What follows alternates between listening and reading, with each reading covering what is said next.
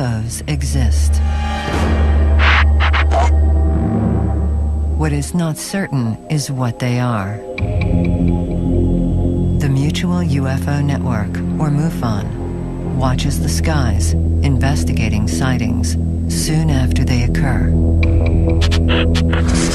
Their investigators use the tools of science, psychology, and law enforcement to get as close to the truth as the truth will allow. Unidentified flying objects definitely exist. Only their identity remains a mystery. The mystery of UFOs over Earth.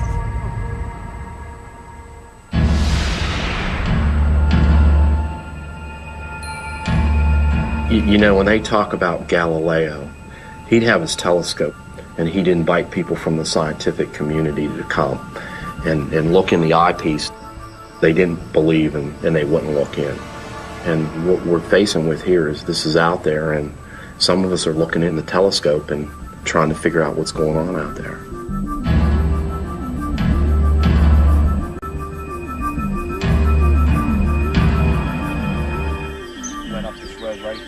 I'm MUFON's chief investigator for the states of North Carolina and Virginia. I essentially work as a volunteer and volunteer my time. I went to Fayetteville, North Carolina, and I met with Chris Bledsoe, and I videotaped what he was telling me. I know what I saw. There's no skeptic in the world. They can say what they want sitting behind a desk, but they won't hear. When I interviewed Chris, he described lights in the sky at 3 different locations. As you get into the UFO investigations, you'll find people always are describing things they can't find words for. So I'm working more like a police sketch artist. We want to make this look as close to the actual event. This is the location along the Cape Fear River where 5 guys got together one night to do a little evening fishing. We were all fishing right in this very spot. Chris leaves his friends. He walks up to this spot on the road, and this is where he has his first encounter. Looking this way, you see the trees in front. See where it drops off, that little hut down there? Yeah. That's where I was standing. And there's these 2 orange balls, huge, and they were motionless, sitting side by side. Okay, so this is about the size that would have been over that tree right there. But what alerted me, a 3rd one came in the blink of an eye. And I turned around in a pretty good clip, not running, but a good pace walk back to the river. Now, this is the point in the river. Chris races back to tell his friends what he's seen. They all look up in the sky. Everybody sees these 3 lights descending rapidly. We're all looking at the sky when these 3 big white balls that looked like stars converged and landed on the other side of the river. And they were really close. They weren't but 100 yards, maybe 150 yards on the other side of the river. The guys drop their fishing poles right where they're standing, and they head for the truck. So the guys are in the truck, they're racing out of there, they get to the end of the road. They stop the truck, they look up, and everybody sees something strange floating in the sky. But the story doesn't end there. Chris goes home, and the barking dogs lead him outside to his backyard, and that's where the story gets really weird.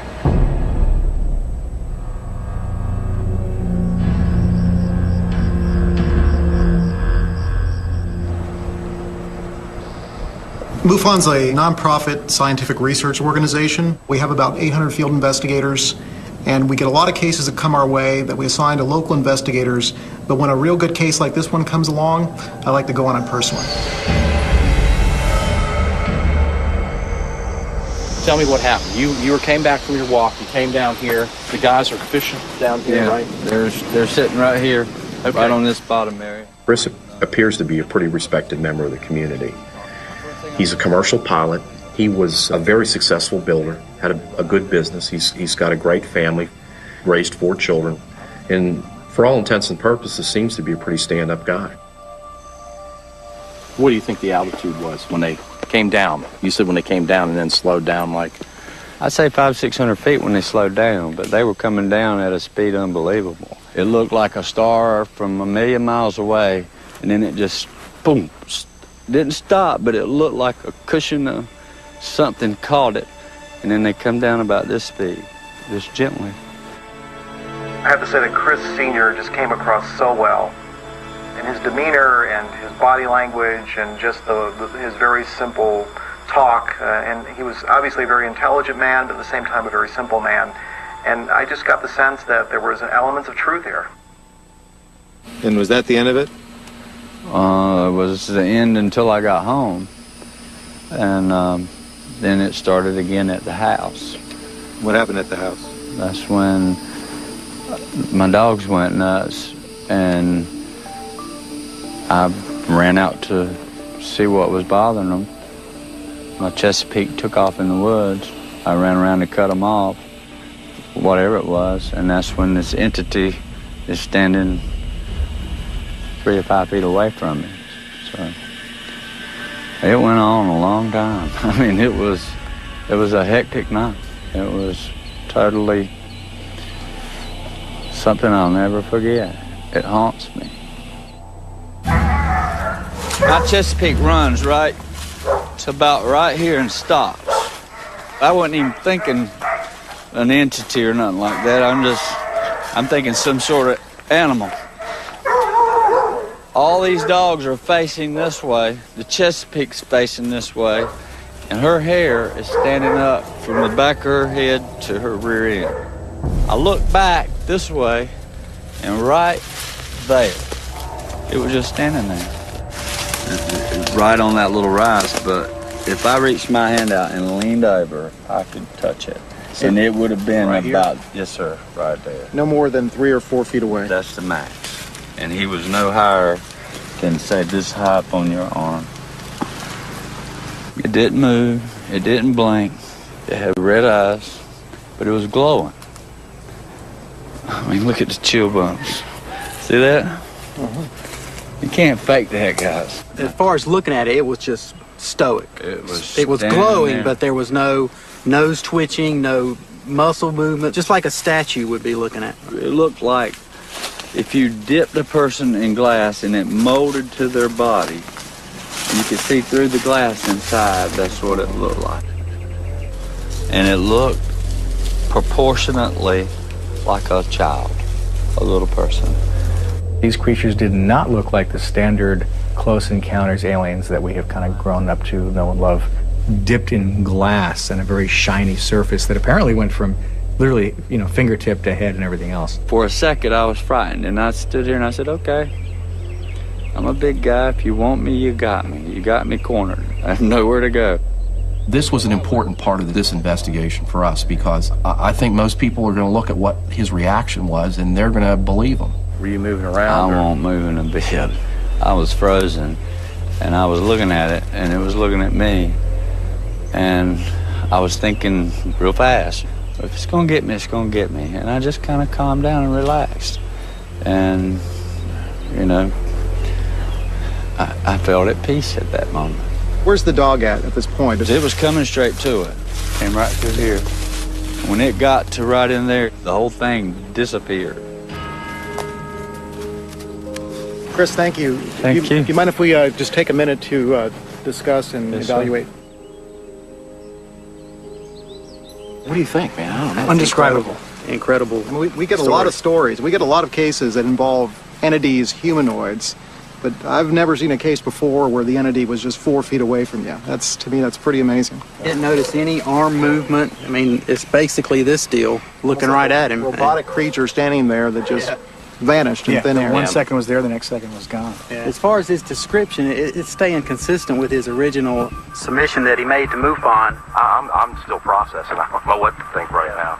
If he was hoaxing this, if he was trying to scam it, why wouldn't he just use the description everybody else uses? This is a very interesting case, but at the same time it's a very tough one because there's no physical evidence and we have to rely on strictly witness testimony.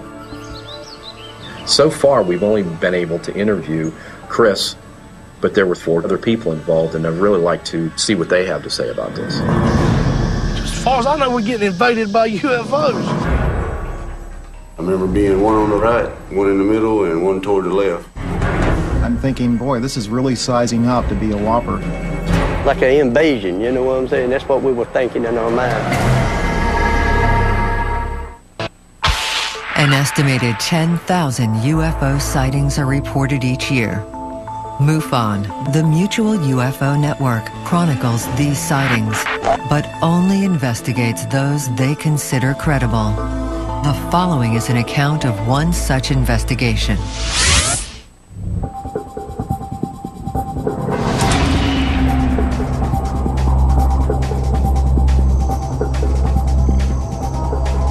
Chris Bledsoe alleged that he had 3 separate UFO sightings and also had an alien encounter, but he was not the only witness that night.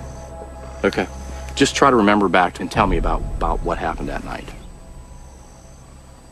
It was really dark out, and I happened to be looking down that way, and I saw these 2 orbs, you know, about this big, about waist high off the ground, just floating.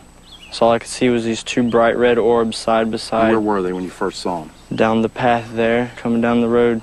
Okay. And so they're coming down that road and coming this way, or what? Yeah, really slowly. So you saw the orbs go into that area? Go into the woods on the left side in front of near the river.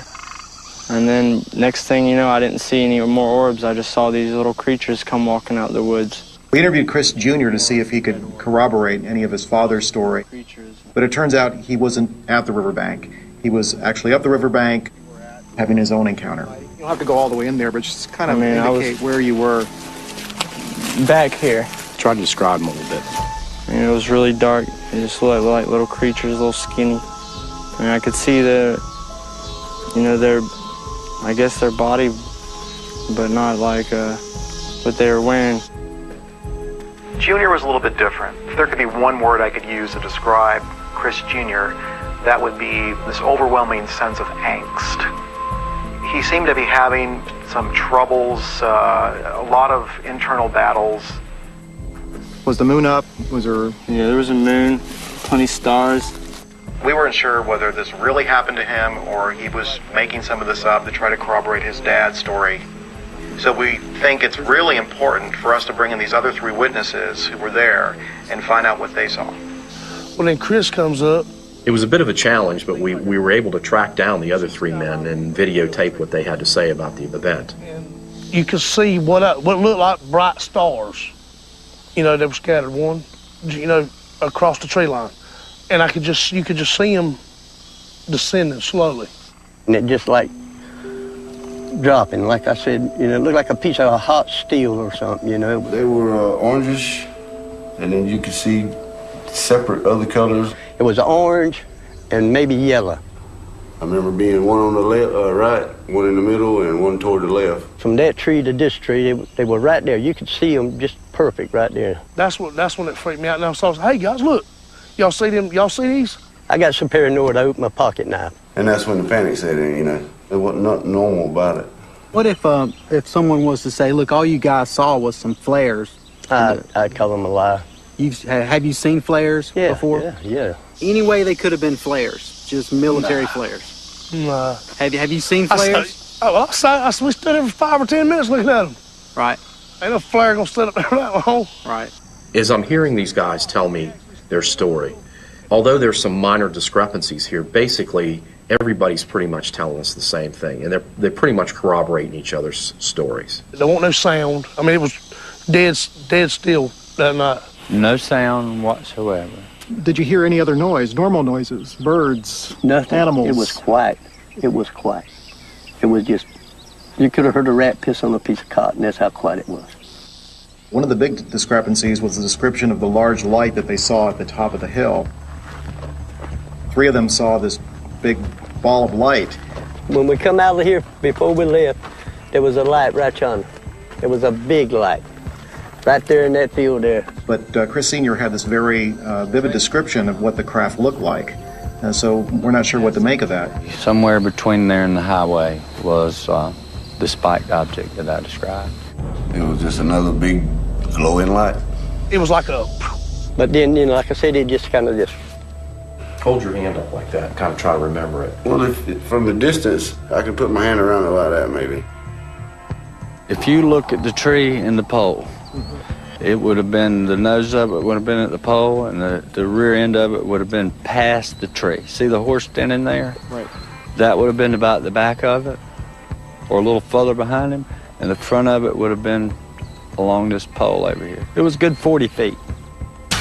The other major discrepancy we saw in the stories was this whole issue of missing time, where Chris Sr. thought he was gone for maximum 20-30 minutes from the riverbank, but his companion said he had been gone for hours, and in fact they went to go look for him.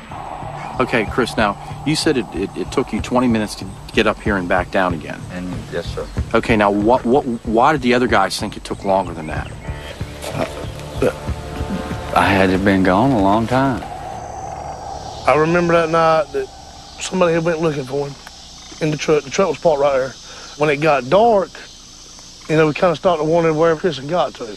It was just me and Gene down there. Donnie went up the hill to get Chris so he didn't have to walk back or whatever. Went around there, hey, where you at? All of them said they drove up to the road at the end and drove back. And I know they left because they said they did, and the truck was moved. At some point, those guys said that they came up the road and went up there, turned around, and went back.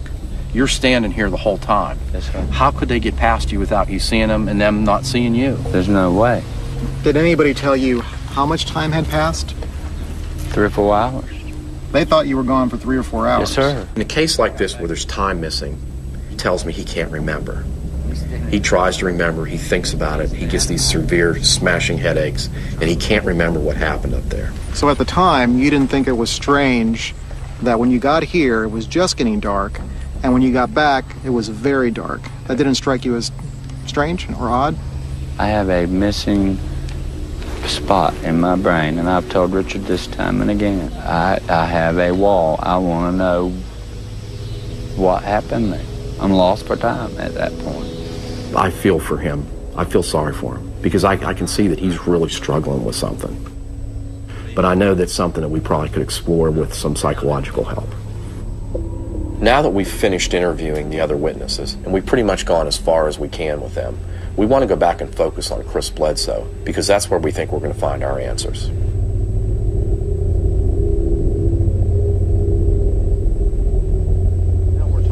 In cases like this where there's potential for having close encounters, what we found is that the use of regression hypnosis can sometimes help us to uncover missing memories. It's like we're in the sky. Oh, here we go. Scared. We've definitely gone through the looking glass today, guys. The rear end of it would have been past. Chris Sr. just seems to be really well known within that community. He's a prominent businessman, makes him a credible witness.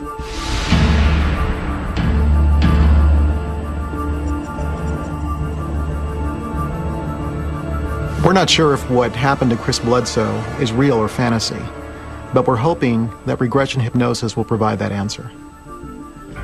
You do the regression hypnosis, you basically put the client in a state of unconsciousness. Sometimes they'll refer to it as put him in a trance. And the psychologist can basically talk to the individual and take the information off their subconscious mind. You're in control here. And all I'll be doing is just helping you get focused. Dr. Michael O'Connell is a Harvard-trained psychologist. He's got 15 years experience, and he's probably done a regression hypnosis on somewhere around 250 individuals, and we are very lucky to have him. Yes. You're okay. You're okay. The regression hypnosis took place on July 14, 2008, and we videotaped it.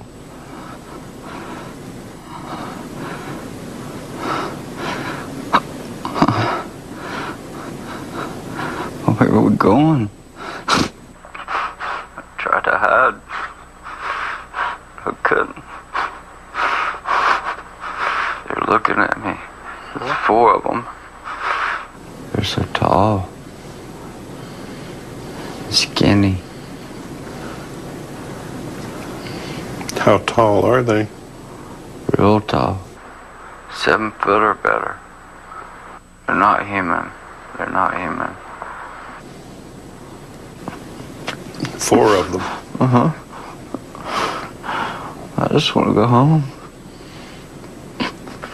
Let me go. I want to see my son. Mm-hmm. What do you want? Wherever he was when they were doing this explains why. I mean, that would explain why when they come up the hill looking for him, he wasn't there. What does the room look like? It's round. It's dark in areas, but I can see lights, controls. I can feel no movement, none. Okay, Michael, go ahead. Push it to the limit. Are they telling you why you were chosen? Uh-huh. What reason was that? They're my guardians. Looking after you? Uh-huh. Your well-being? Uh-huh. Every time I get sad, they're here. I know I've been sad. Is that why you come? Are they the same ones that you saw in your backyard later? That's their children. Their children? Uh-huh. They let them out to play. In your backyard? This is just your routine everyday stuff, you're right. 20 years in the business. Have they been inside your home? Yeah. We've definitely gone through the looking glass today, guys. I've seen the tapes before, but this is one of the best ones I've ever seen. All the way up? You can feel it in your butt and your back? So what do you think? Oh. Was I abducted? A lot of similarities. Unfortunately, you're not unique in this world. Everything we were trying to figure out, you pretty much told us. Yeah. Really? Yeah. Yeah, you did real good. Wow. You did good. I'll show it to you. What we're watching here with Chris is very consistent with the typical abduction scenario. It obviously accounts for the missing time. Can I come back? It also accounts for the fact that someone got in the truck, drove up the hill to where he was, and he wasn't there. You said at one point, you said something about the little ones, and you said they put them out, let them out to play or something like that. That was kind of funny. Yeah, said, oh, they were just let them out to play. He said, in your backyard. Play in your backyard. This has been one hell of a week. It's been a roller coaster of emotions.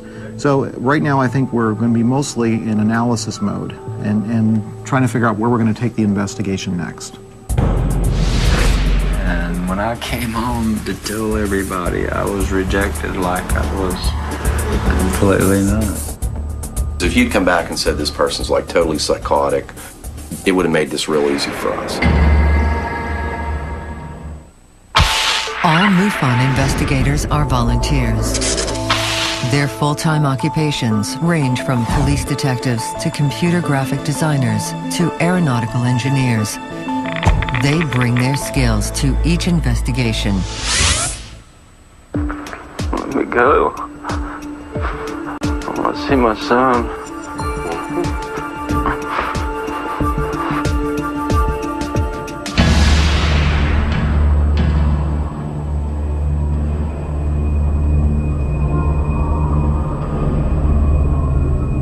They're looking at me.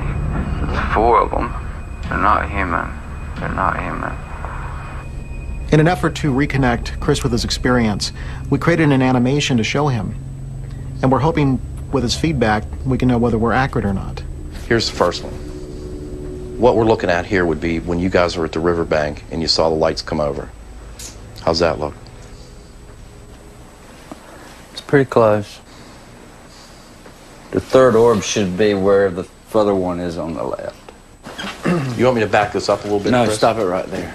When I first came up the road, I was looking that way. It was about this amount of light. There was one here, more like this high. And this one that was stationary was here. And then one came from here in a blink of an eye and stopped just above those trees right there. So the fact that Chris was able to point out the discrepancies in the animation and how they could be fixed lends more credibility to his testimony. The way he's got it's pretty close. Right there. See that spike? Is that sticking out on the front? He does have Do away with those. I mean, a few changes and it'll be... Well, we're going to go back and we'll get it fixed so it's right like you showed us. Now that we have Chris's feedback, we can finalize the animation.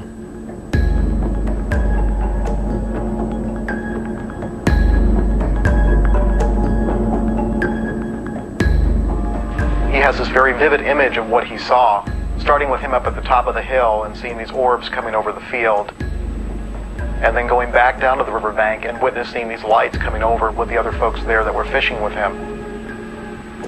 And then all of them getting back in the truck and going to the top of the hill again and seeing this strange spike craft.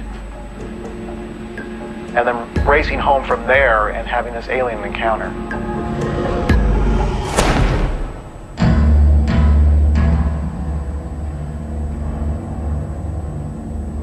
It changed everybody in our house. For the first time in our life, we were not open. We avoided the dinner table together.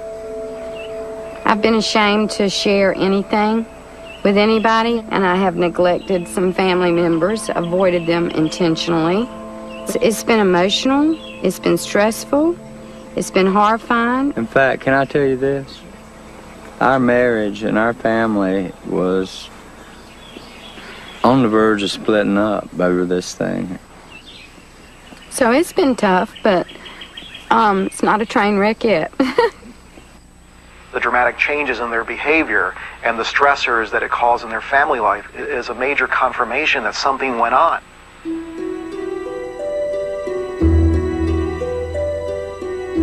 Chris had more to lose than to gain by making up the story.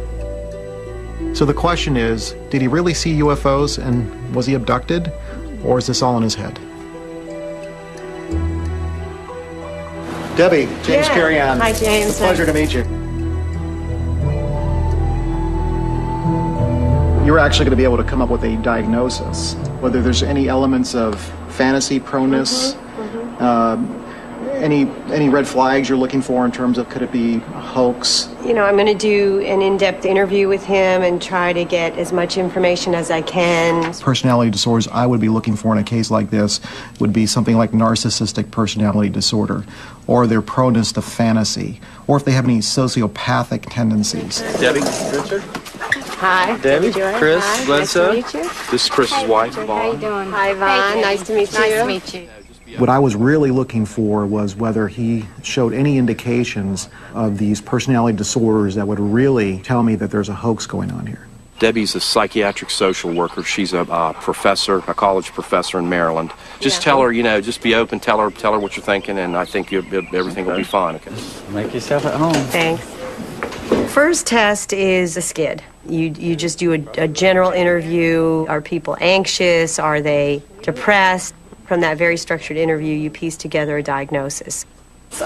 And the other test is the MMPI-2, and that is personality inventory. What are his general features, how he portrays himself in the world, how he reacts in different situations. So we thought those two would be the best tests to give. So has there ever been a period of time when you felt deeply depressed?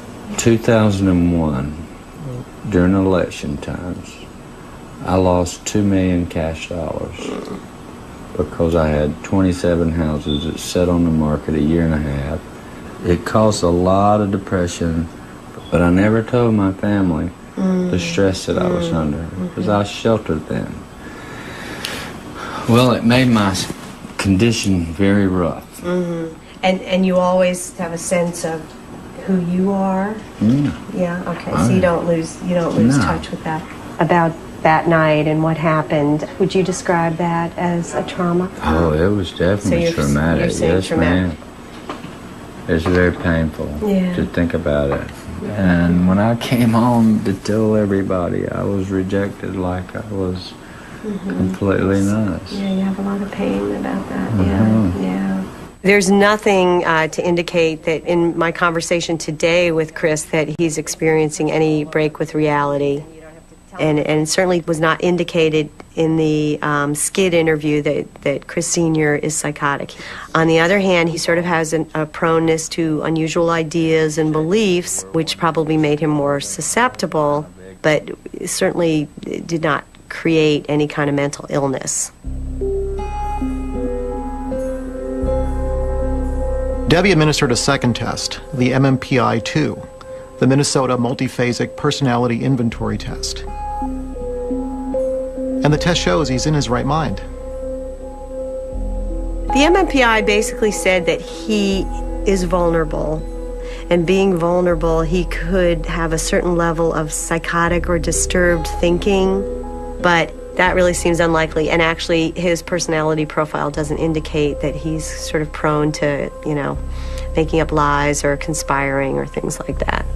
If you'd come back and said this person's like totally psychotic, and it would have made this real easy for us. And that never came up. Yeah.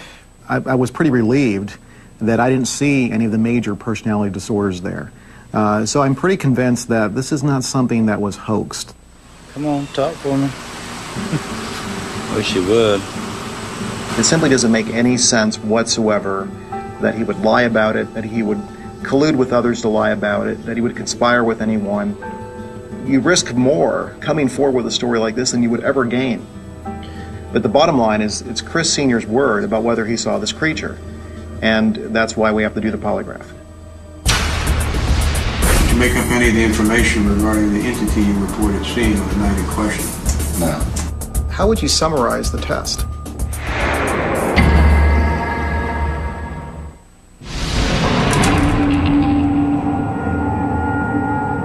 It looked like stars. I mean, stars in our eyes. Like an invasion, you know what I'm saying? That's what we were thinking in our mind. What does the room look like? Lights. Controls. Because this case is based on anecdotal testimony, we decided to use the polygraph to see if Chris is telling us the truth. Hey, Yvonne. Hey, Steve. Hey, Chris. Hey, Steve. Good to see you, my Good to friend. see you. Yes, sir. Good to see you. As far as polygraph is concerned, you're either telling the truth or you're not telling the truth. A lie is a lie is a lie, I suppose. That's it. Polygraph is really only as good as the operator's interpretation. We were lucky to get Bob Durdak. He's retired from the FBI. He was in charge of the North Carolina Bureau's polygraph unit, and he's very respected in his field. I tell them it's a pure of heart test. If you feel good in your heart, you're being honest, you're going to do fine. If you don't, your body shows it and you don't do so good. It usually pretty much plays out that way. Hello there. Hello. Hello.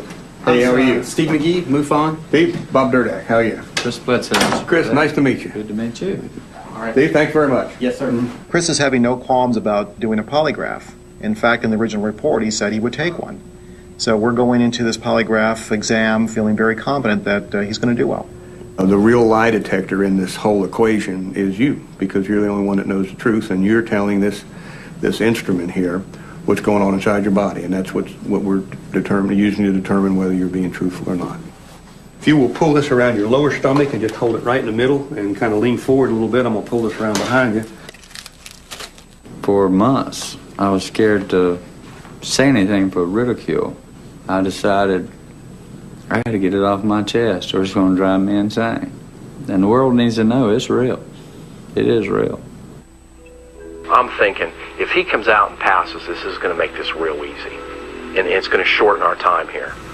I suffer anxiety anyhow, that's Well, just try to be as relaxed as you can. Okay, ready to go? Yes, sir. Test is now beginning.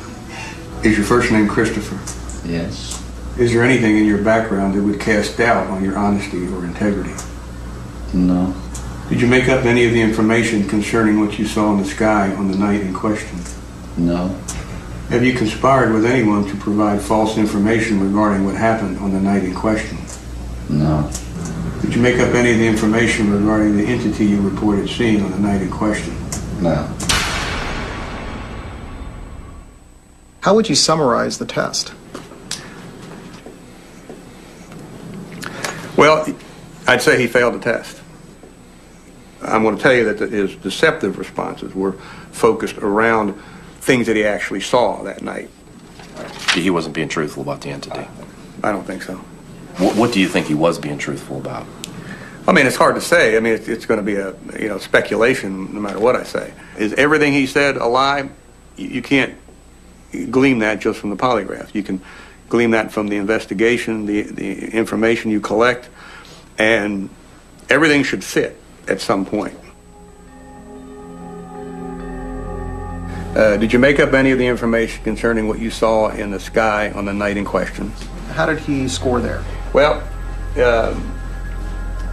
if you just took the numerical score, he would have been inconclusive on that. The one he had deceptive response to was the entity, seeing the entity. You know, he kept saying, I'm not sure myself when I think about it if I really saw it or not, but I know I did. He didn't come right out and tell us everything was a lie, but basically the part about the entity reflected negatively in the polygraph. I ended up doing 2 series. So even though I may feel disappointed, in the back of my mind, I'm saying reserve judgment. Reserve judgment. So you have to weigh all that evidence, and it really comes down to who do you believe? Essentially, it was negative. Basically, the operator's telling us that he wasn't being honest. He was neutral on the orange orbs, and he was neutral on the lights in the skies. I think we're all a little disappointed. Honestly, the relationship I've developed with Chris, I really felt like I owed it to him to sit down and talk to him about it. This was going to be his chance to either confirm or deny that he still was going to stick to his guns, or he was going to finally come out and admit that, no, guys, all right, you got me. We wanted to talk to you and get your reaction. Okay. Because I was basically going to hit him right between the eyes with it and see what he says. Hopefully, he'll benefit somehow, some way. MUFON annually investigates an average of 5,000 reported UFO sightings. Approximately 85% are dismissed as either misidentification of natural phenomenon, man-made activity, or deliberate hoax. 15% remain unexplained.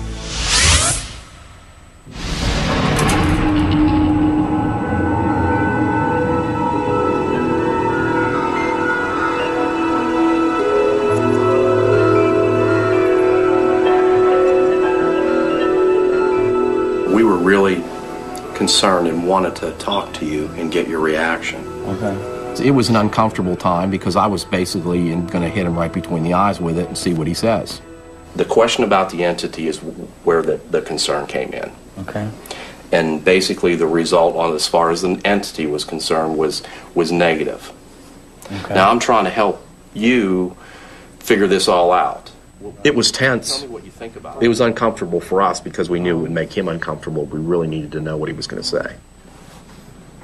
I know my mind. Remember me telling you there's like 2 parts of me? There's an inner part that says this was there, and there's an outer part that says maybe, maybe not. But I know what I saw, and I have nightmares with it. It never leaves my mind, and it was there. I'd stake my life on it. It was tough. It was tough not to believe him. He was so sincere and so strong about what he was saying. Well, I know what I saw. There is no doubt in my mind what I saw. Whatever this machine says, I don't know. And don't care. But I know what I saw. And I go over and over in my mind because it's hard to believe yourself. He stuck to his guns. He was very sincere. So in my mind, the story still goes. I mean, the story still seems credible.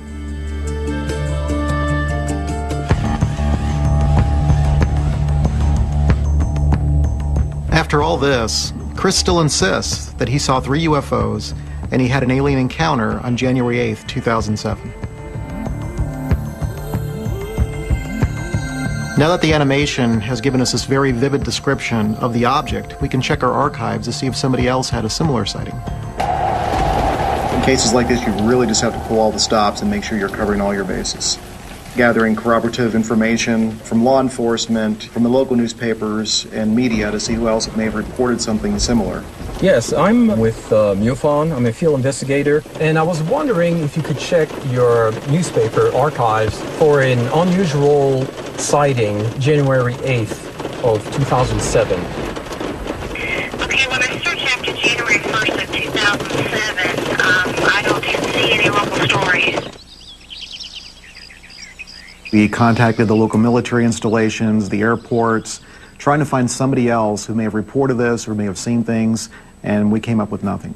As I scroll down on our case management system, the time frame of the Bledsoe sighting, as I look here, we've got a submission on January the 9th, 2007. One of the interesting aspects about the Bledsoe case is Chris Sr.'s description of the craft at the top of the hill. What struck me as I'm going back through the MUFON archives is we found a similar case from 2001 up in Wisconsin where the craft that was seen there was almost identical to what Chris was describing. The whole egg shape and the protrusions. In fact, when I put them side by side, I was amazed at how similar they were. Basically describes the same thing as the witnesses in the case that we're working on right now. To have two cases in different parts of the country, different time frames, where both crafts are so similar is just amazing. Now that we have this other sighting from Wisconsin, the question is this coincidence? Is it a collective fantasy? Or are people really witnessing the same object in different states? Based on the year differences, I would have to say they're seeing the same object. So what do you do, crawl over one of those guys? Yeah. Let's talk about closure on something like this. The reality is that when you work on a case like this, you never get a cut and dry solution. We have a lot of evidence, a lot of information, a lot of testimony, and we'll never know for sure exactly what happened. So it's frustrating to us that we haven't been able to gather the necessary data we want to prove that something really happened. But at the same time, we know this is happening. We know that people are experiencing this. And we really would be remiss if we didn't investigate it. We can't simply ignore it. These are things that are happening to people every day, and they're having these experiences, so we want to be there to be able to not only try to figure out what's going on, but try to secure some sort of proof that this is a reality.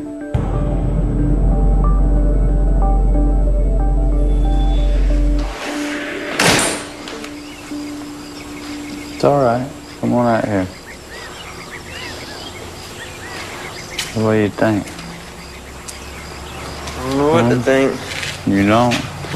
Chris Jr. and Chris Sr. had a very reality-altering event. I think this case shows that we're dealing with a real phenomena here. And it's important for folks to know this is not science fiction.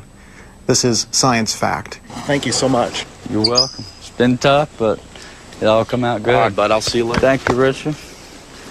Thank see you later, man. Later, buddy. Thank you. It's worse if you're quiet about it. It'll never leave what I saw, and one day, everybody will know the truth. One day. In the telescope and trying to figure out what's going on out there.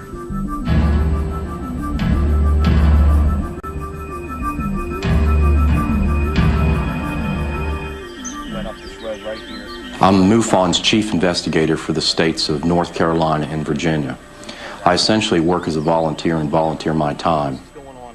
I went to Fayetteville, North Carolina, and I met with Chris Bledsoe, and I videotaped what he was telling me. I know what I saw. There's no skeptic in the world. They can say what they want sitting behind a desk, but they won't hear. When I interviewed Chris, he described lights in the sky at 3 different locations. As you get into the UFO investigations, you'll find people always are describing things they can't find words for. So I'm working more like a police sketch artist. We want to make this look as close to the actual event. This is the location along the Cape Fear River where 5 guys got together one night to do a little evening fishing. We were all fishing right in this very spot. Chris leaves his friends. He walks up to this spot on the road And this is where he has his first encounter. Looking this way, you see the trees in front. See where it drops off, that little hut down there? Yeah. That's where I was standing. And there's these two orange balls, huge, and they were motionless, sitting side by side. Okay, so this is about the size that would have been over that tree right there. But what alerted me, a third one came in the blink of an eye. And I turned around in a pretty good clip, not running, but a good pace walk back to the river. Now, this is the point in the river. Chris races back to tell his friends what he's seen. They all look up in the sky. Everybody sees these three lights descending rapidly. We're all looking at the sky when these three big white balls that looked like stars converged and landed on the other side of the river. And they were really close. They weren't but 100 yards, maybe 150 yards on the other side of the river. The guys drop their fishing poles right where they're standing, and they head for the truck. So the guys are in the truck, they're racing out of there, they get to the end of the road, they stop the truck, they look up, and everybody sees something strange floating in the sky. But the story doesn't end there. Chris goes home, and the barking dogs lead him outside to his backyard, and that's where the story gets really weird.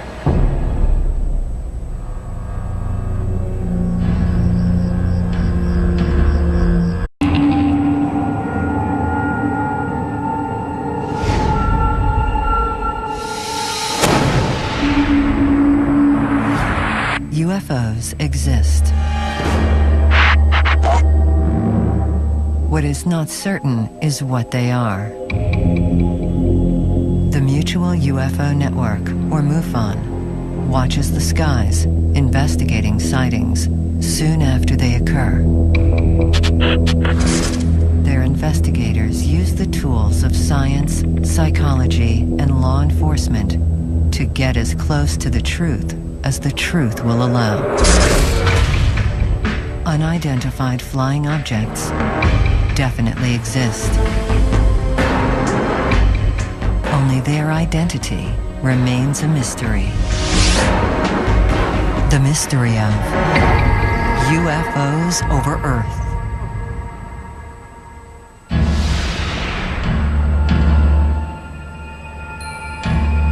You know, when they talk about Galileo, he'd have his telescope and he'd invite people from the scientific community to come and look in the eyepiece. They didn't believe and they wouldn't look in. And what we're facing with here is this is out there and some of us are looking in. And I just got the sense that there was an element of truth here. And was that the end of it? It was the end until I got home. And then it started again at the house. What happened at the house? That's when my dogs went nuts, and I ran out to see what was bothering them. My Chesapeake took off in the woods. I ran around to cut them off, whatever it was, and that's when this entity is standing 3 or 5 feet away from me. So it went on a long time. I mean, it was a hectic night. It was totally something I'll never forget. It haunts me. My Chesapeake runs right to about right here and stops. I wasn't even thinking an entity or nothing like that. I'm thinking some sort of animal. All these dogs are facing this way. The Chesapeake's facing this way. And her hair is standing up from the back of her head to her rear end. I looked back this way, and right there, it was just standing there. MUFON's a nonprofit scientific research organization. We have about 800 field investigators, and we get a lot of cases that come our way that we assign to local investigators. But when a real good case like this one comes along, I like to go on it personally. Tell me what happened. You came back from your walk. You came down here. The guys are fishing down here, right? They're sitting right here, right on this bottom area. Chris appears to be a pretty respected member of the community. He's a commercial pilot. He was a very successful builder, had a good business. He's got a great family, raised 4 children. and for all intents and purposes seems to be a pretty stand-up guy. What do you think the altitude was when they came down? You said when they came down and then slowed down, like...